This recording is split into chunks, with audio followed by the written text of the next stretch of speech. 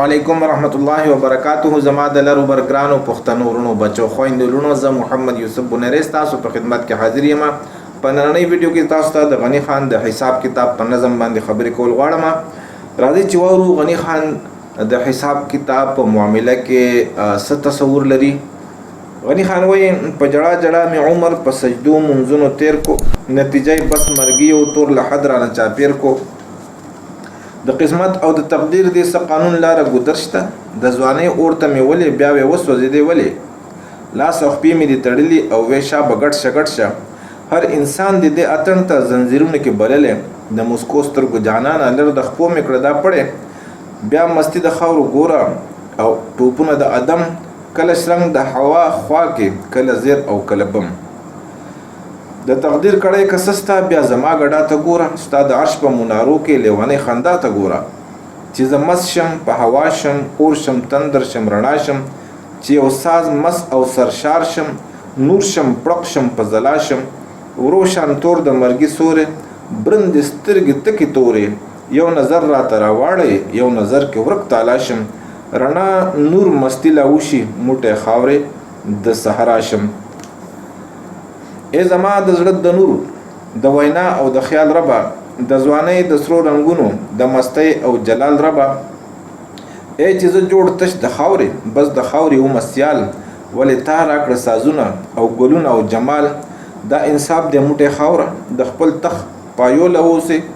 بیا درز مکې لراولې هر سنگار ښایست یوسې، د لیلا نه ښایست واخلې ځوان بوډا کړي بوډا خاورې، نور ډیر خدي را روان دي د مولا هغه چې واورې، مستی خیش کمال می واخلې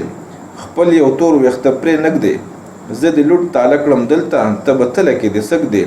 د ګلاب په شان ځواني دې راله خاورې کړه تبا کړه، تر هغې به مې نه چوړې چې هر رګ مې واویلا کا. او دا لږ ژوند پټه احساس دی زه مرګي له غلې غلې، دا لږ ژوند پټه احساس دی زی مرګي له غلې غلې، چې اخر برانه جوړ کړي یو ټوپکې شان د خزلې، حساب ستا بس حساب وي جناب راوس پړه رو کړ دې، لوټ تالا برباد دې زکړم خو کمزورې دله پړ دې. زما عزتمندو غنی خان د حساب کتاب په معامله کې خبره کوي او د حساب کتاب متعلق هم د مولا د تصور سره اختلاف نه بلکې هغه ته یو شمع د نیولې ده، او په دې نظم کې غنی خان الله سبحانه و تعالی سره لګیا دی. وای په جړه جړه می عمر په سجدو منځونو تیر کو، نتیجه بس مرګي او تور لحد رانه چاپیر کو. غنی خان وای چې ما خو د یو انسان په حیثیت باندې د یو بنده په حیثیت په جړه جړه می ټول عمر په سجدو او په منځونو باندې تیر کو، او نتیجه سره وتله بس یو مرګي راغې او تور لحد رانه چاپیر کو. یعنی پکار دا وا چې ما ستا په بندګۍ کې جون او عمر تیر کو، منځونه مې کول سجدې مې کولې او ستا بندګي مې کوله،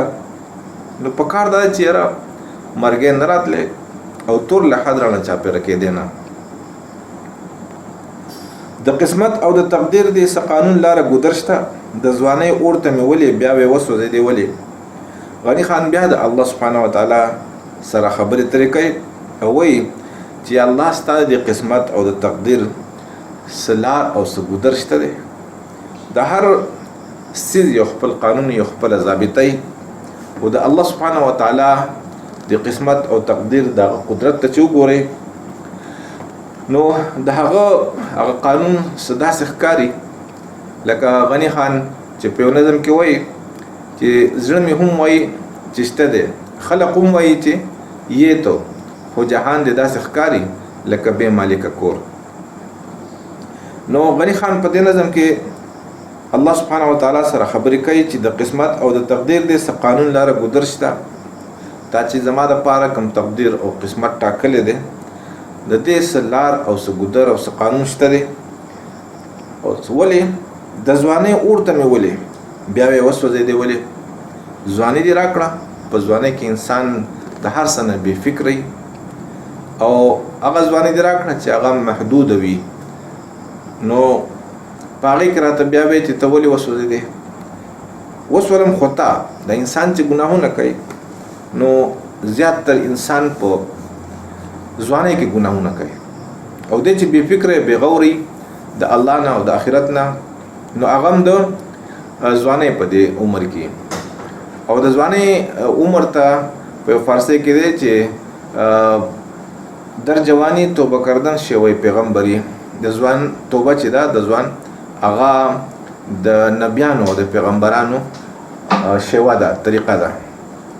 یعنی د ځوان یو مونځ او د بوډا د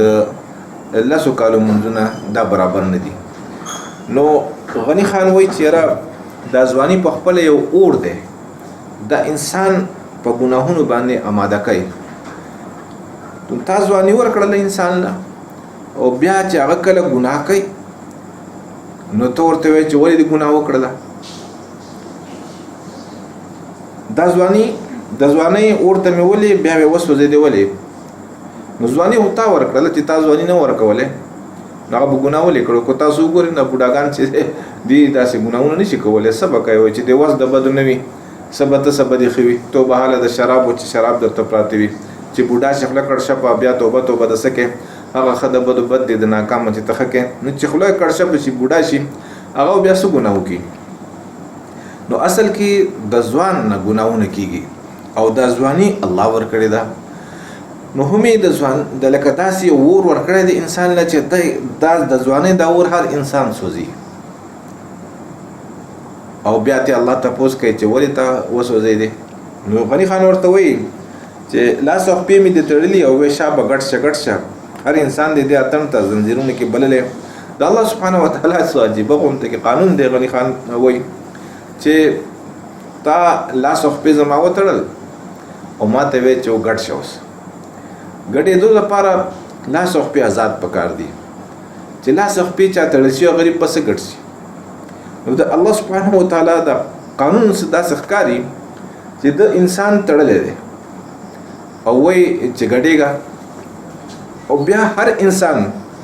د اتڼ ته الله سبحانه وتعالی په زنځیرونو کې بللی. دا تمام انسانان چې دي دا په زنځیرونو کې بند دي، تړلي شوي دي او د هر چا نه مطالبه ده د ګډېدو، یعنی زما اطاعت وکړه. ځواني دې ورکړله او د ځوانۍ اور دې ورکو. اور خو یو تاسو وګورئ دا ګاډي چې ځي او دومره سپیډ کوي دا انجن کې اور بلیږي، د هغې اور په طاقت سره دا ګاډي دومره تیز ځي. تاسو دا جهازونه چې په هوا کې او په دې سمندر کې ګورئ نو دا هم د اور په طاقت باندې دی دونه سپیډ کوي او په هوا کې الوزي او دا په اوبو کې ګرځي. دغه رنګې تاسو کو ګورئ ټوپک ګولۍ چې ده دا هم د اور په وجه باندې دومره تیزه ځي، کو د توپې ګولۍ ده کو د ټوپک ګولۍ ده. نو دا هر څه چې دی اور هغه طاقت دی چې یاره هغه څه شی په خپل ځای باندې په قلار نه پرېږدي بلکې ډېر په سپیډ باندې بل ځای ته رسوي. نو دا ځواني په خپله یو اور دی. او غني خان وایي چې الله تا ځواني راکړله نو بیا پکار دی چې د ګناهونو هغه د کولو مطالبه د انسان نه کولی. خو عجیبه غونته کې قانون دی. الله سبحانه وتعالی مقام ورکوي، وسم ورکوي، قدرت هم ورکوي او وایي چې نه به کوې دا کار، ګناه به نه کوې. نو دا د دې نه دا معلومیږي لکه تا چې یو انسان ته وایې ګډ شه خو لاس خپې ورته تړلي دي او ټول انسانان یو اتڼ دی جوړ کړی. دا دنیا څه ده؟ دا د اتڼ یو میدان دی او په دې کې تمام انسانان په زنځیرونو کې رابللي شوي دي چې تاسو ګډېږئ. نو څنګه به ګډ شي؟ بیا غني خان وایي د مسکو سترګو جانانه لر د خپو مې کړه دا پړې، بیا مستی د خاورې ګوره او ټوپونه د ادم. چې د مسکو سترګو جانانه ای زما یعنی مینه ناک ربه د الله ګوره الله سبحانه وتعالی د غني خان سوی د مسکو سترګو جانانه. کم سړی چې د هغه په زړه کې غوسه وي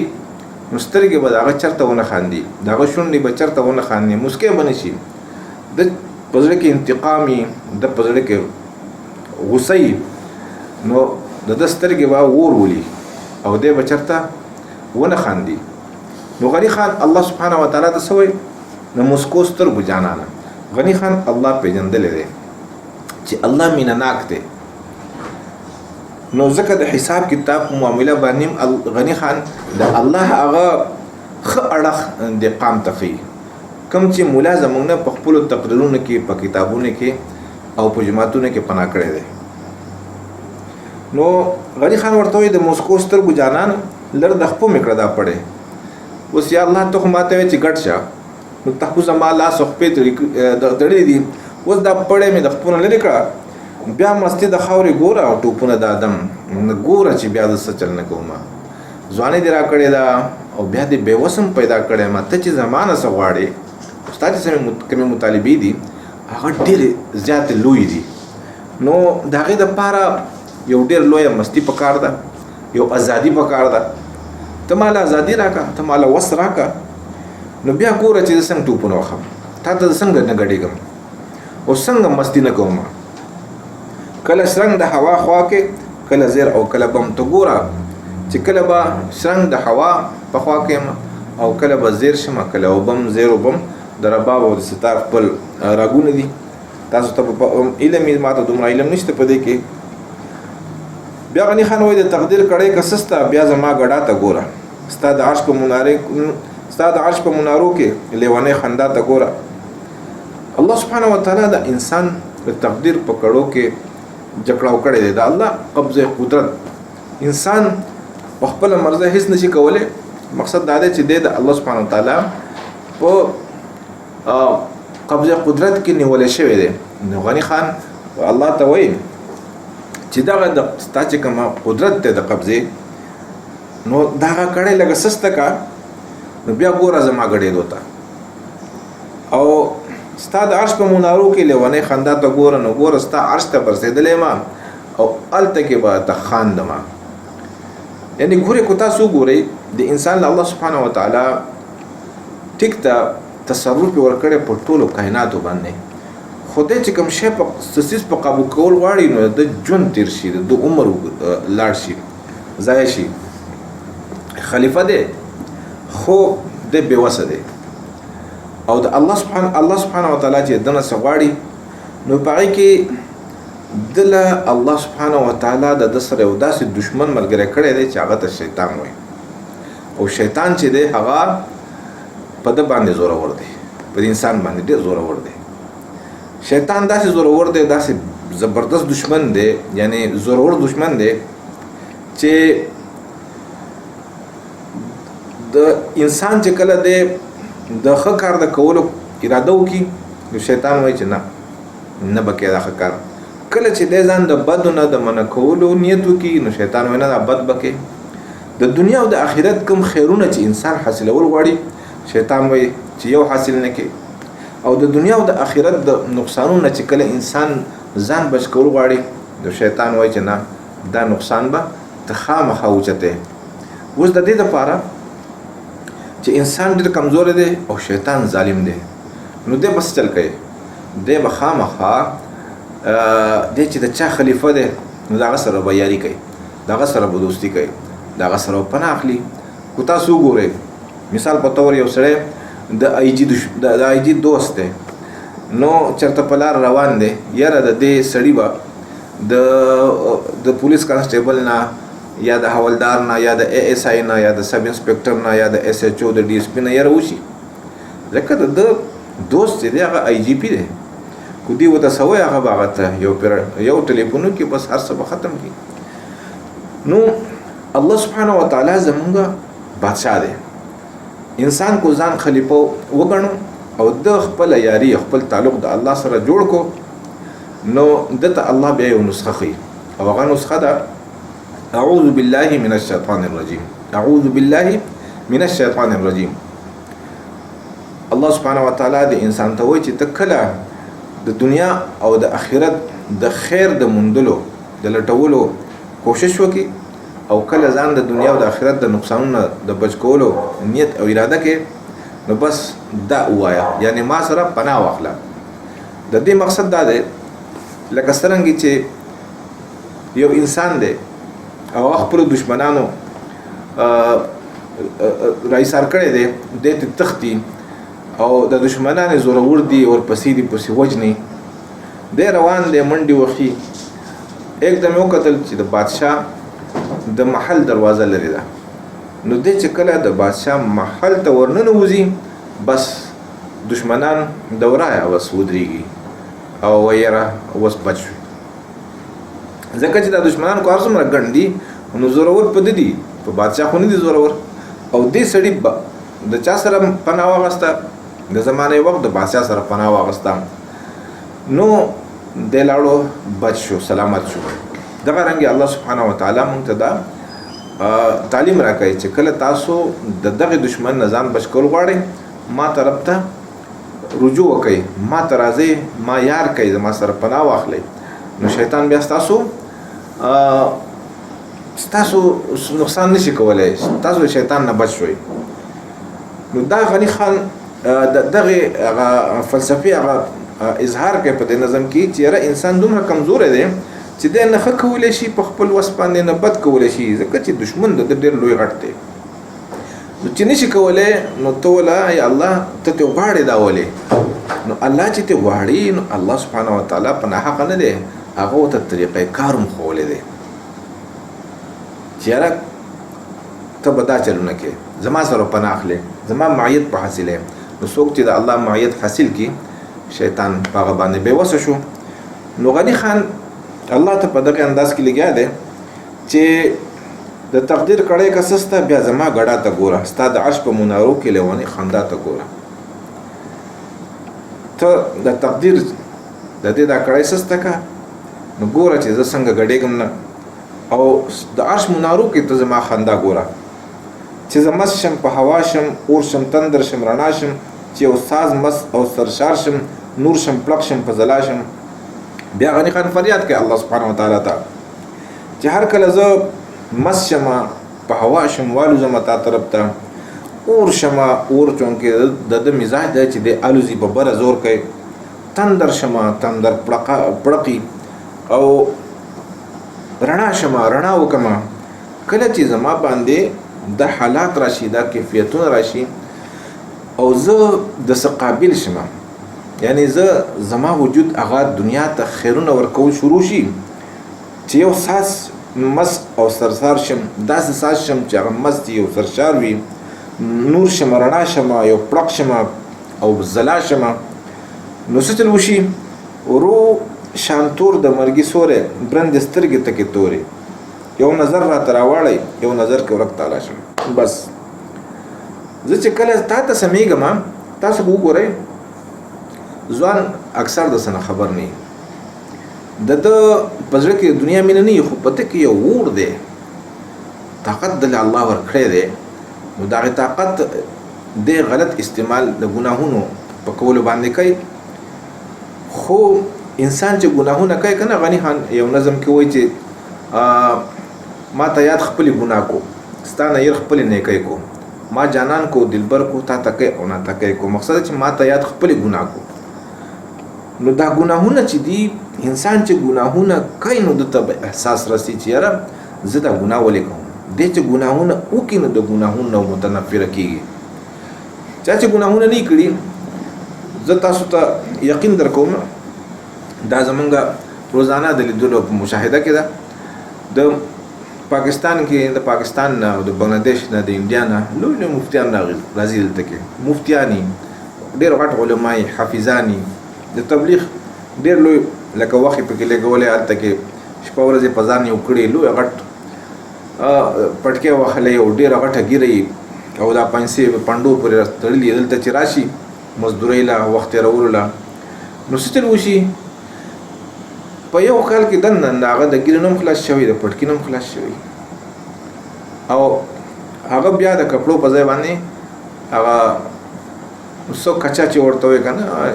جنګي هغه اغوندي. ما په خپله ډېر لیدلي داسې. د هغې وجه څه دی په پاکستان کې ولې او په انډیا بنګلاديش کې دی ولې دغه دومره نیکو، دومره لوی الله والو؟ ځکه چې دغه هلته کې د ګناهونو څنګه چې د ملیشیا ماحول دی، دغه ماحول هغه ته مدرسه کې نه و. لکه غني خان چې په یو نظم کې وایي مولا ناس د ټوکلوش کور ته وایي رمضانو ته خراب، غریب سو کې جماعت کې نه معشوق ته نه شراب. نو هلته کې خو د ټوکلوش کوري، مدرسې، جماعتي، کتابي، استادي، لختي، او بس بانګونه او جماعت مدرسه او دغه شان ماحول چې په ملیشیا کې کم دی نو دا خو ورته نه دلته چې راشي نو بس هغه ته هر څه ته پاتې شي هر څه یې شي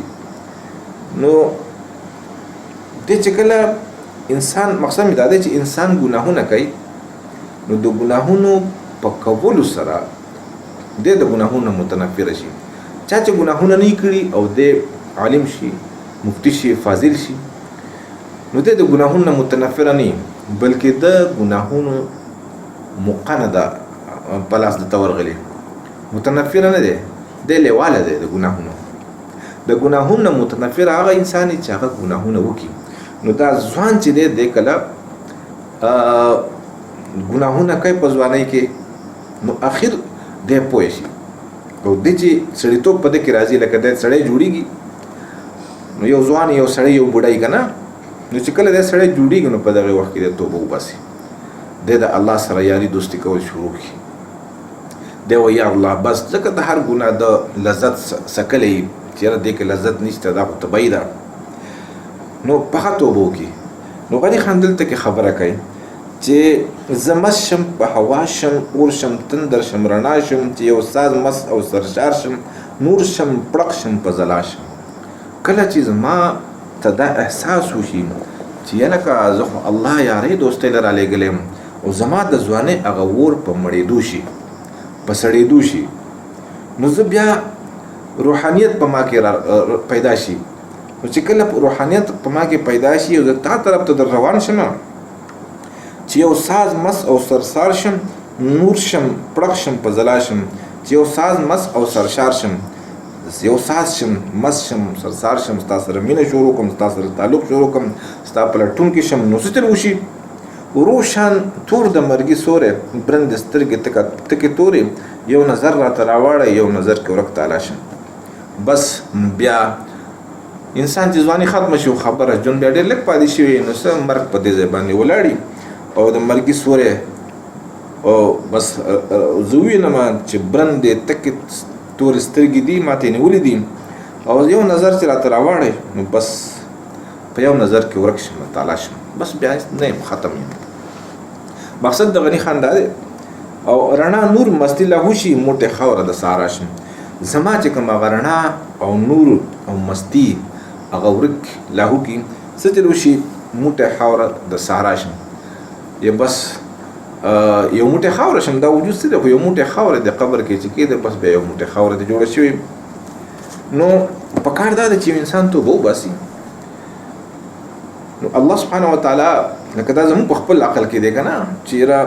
دل یو مقال لا ورکړلې د خو څه د اصلاح وشو چې کله ځواني کې د اصلاح نه و چې کله اصلاح وشوله نو په کار د چې مقوله نور ورکړي لکه کم از کم نیم جون ولا نور ورکړي چې دنه نور رڼا خبره شي د خلکو ته خو بد په ګوته کې چې زما ورونو د دومره ګناهونه ما وکړو ما هیڅ حاصل نه کړو بس د ګناهونه مکوئ خو هغه څه تل وشي چې کله انسان په ځان پوهېږي نو مرګ ورته راشي مرګ یې په سر ولاړي او بس دغه مرګ له هر څه ختم کړي ای زما د زړه د نور د وینا او د خیال ربه د ځوانۍ د سرو رنګونو د مستۍ او جلال ربه غني خان بیا دعا کوي الله سبحانه وتعالی نه غواړي وایي چې ای زما د زړګي د رڼا او زه چې تا ته سوی ملکه زما د وینا ځای ته زمونږ د فریاد ځای خو الله دی د الله نه علاوه بل څوک نشته او د خیال لکه زمونږ خیالونه او زمونږ زړه چې چا سره خبره کوي او چا سره خبره کول په کار دی هغه الله دی نو غني خان وایي چې ای زما د رجوع ځایه او د ځوانۍ د سرو رنګونو د مستۍ او جلال ربه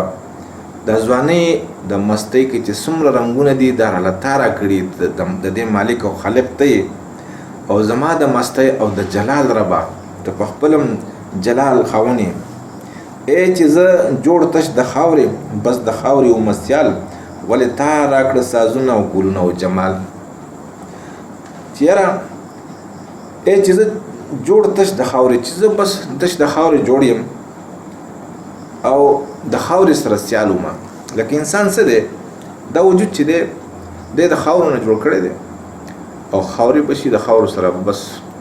دغه شي ګډ بشي میلاو بشي د خاور سره شریک بشي د خاور سره. نو غنی خان الله ته وایي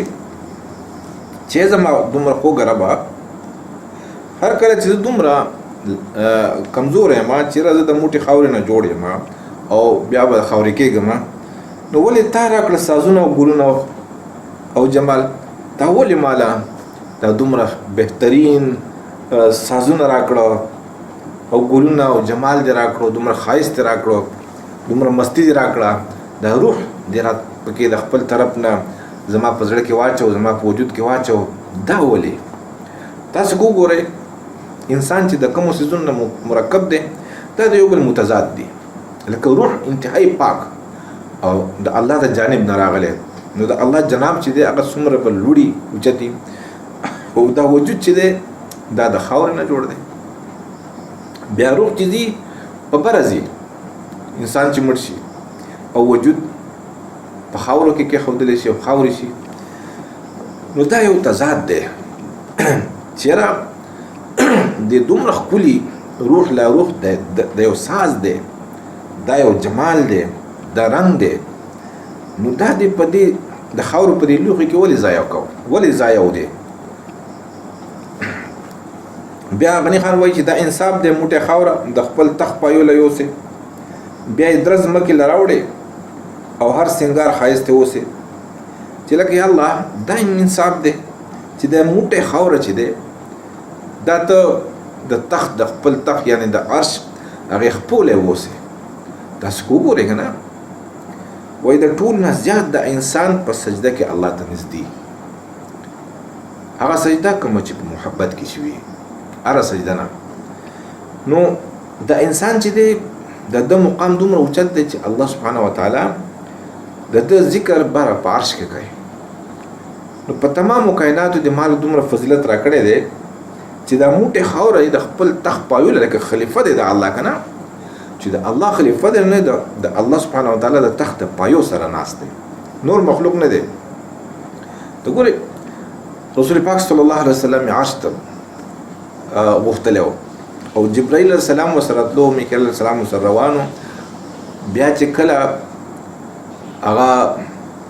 د اسمانونو نه بره شول نو د جبرائیل علیه السلام او د میکایل علیه السلام چې کوم ځایونه وو د استوګنې هلته کې هغوی ورته ویل چې بس موږ نور اپله نشو تللی که موږ نور اپله ځو نو سوځو څوک یې لکه دا خو د موټې خاوره الله سبحانه وتعالی د عرش پایوله یې وړله دومره شرف دومره عزت ترې راکړو او بیا څه چلو کې بیا یې درز ځمکې له راولې هر سنگار ښایست ترې اوسې بیا एकदम درز ځمکې له راواچې او تمام سنگار او ښایست یې اوسې بیا نه ښکلی یو بس هغه ښکلی انسان پې زړه سوځي د بل پې ترس کېږي او څه چل ورسره وکړې د لیلا نه ښایست واخلې ځوان بوډا کړې بوډا خاورې څوک لیلا ښکلې وه نو هره لیلا چې ده هغه چې بوډۍ شي ښایست والي بس دا یي او ښایست واغستل شي په کار دی چې انسان ژوندی وي چې دی د مرګه پورې ښایسته وي دا ځوانۍ کې یو ښایست دی نو لیلا لا ژوندی دا انسان ژوندی دی ښایست یې واخلې ځوان سره چلو کې ځوان بوډا کې او بوډا سره چلو کې هغه مړ کې خاورې کې نور ډېر ښه دي را روان دي د مولا هغه چې واورې دا خو د دنیا خبره ده چېرې مونږ یینو ښایسته لیلی هغه ښایست واغستل شي او ځوان هغه بوډا شي ځوانۍ ختمه شي بیا بوډا چې هغه مړ شي خاورې شي نو دا خو د دنیا هغه معامله ده زمونږ په مشاهده کې چې ده او مولا چې څه وایي که نه اخو لا د دې نه اخوا دي نور ډېر ښه دي را روان دي دا لکه یو عکسیه خبره کوي غنی خان چې لکه د مولا هغه کو اورې که نه چې هغه خو وایي چې یاره قبر دی لړمران دي ماران دي د قیامت خولي دي تکې تورې تیاري دي او نور څه دي وایي جهنم دی او همیشه دپاره سوځېدل دي نو هغه خو کو د هغه اورې او د هغه منې نو هغه خو لا بیا نور اپله لکه ناانصافي ده نور لکه ستړي ده نور ستړي نور لا پردي دي مستی خیش کمال می واخلې خپل یو تور ویښته پرې نږدې زه د لوټ تعالی کړم دلته ته به تله کې د سګ دی. غني خان الله ته وایي چې ګوره مال چې د کوم مستی را کړي کوم ښایست او کمال دې را کړی هغه رانه واخلې او په دې وجود کې ستا چې کوم تور ویښته را کړي که نه یو تور ویښته پکې هم پاتې نه شي، تمام ویښته سپین شي تر دې پورې چې د وریځو دا باڼه د سترګو دا باڼه او د وریځو دا ویښته هم تک سپین شي. څومره اوس تور دي که نه داسې وخت به راشي چې بس دا بیا سپین شي، سر سپین شي، ګیره سپینه شي، وریځې سپینې شي او باڼه سپین شي.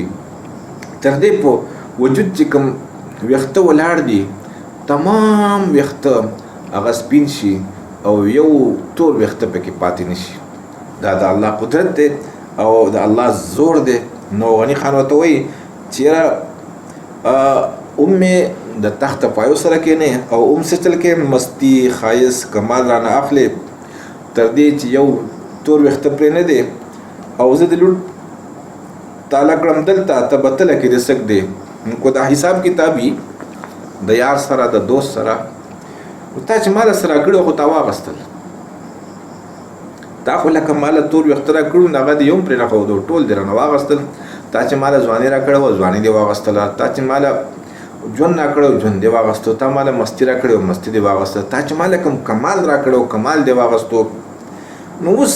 حساب کتاب به زما سره څنګه کې خو تا را کړو تا واغستل. نو هلته کې به چې ته زما سره حساب کتاب کې د مولا هغه تصور چې دی نو هلته کې به ته زما په تله کې سګ دی.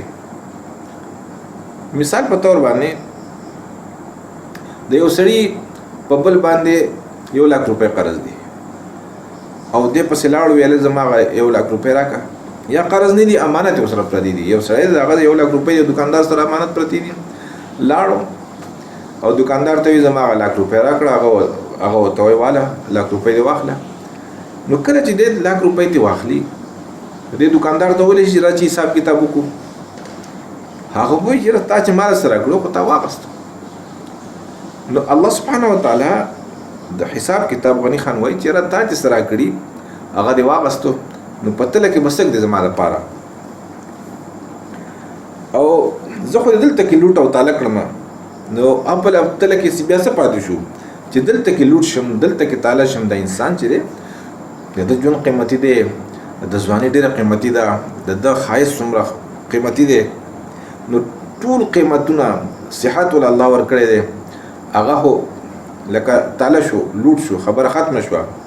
نو ستلې ته څه پاتې شول؟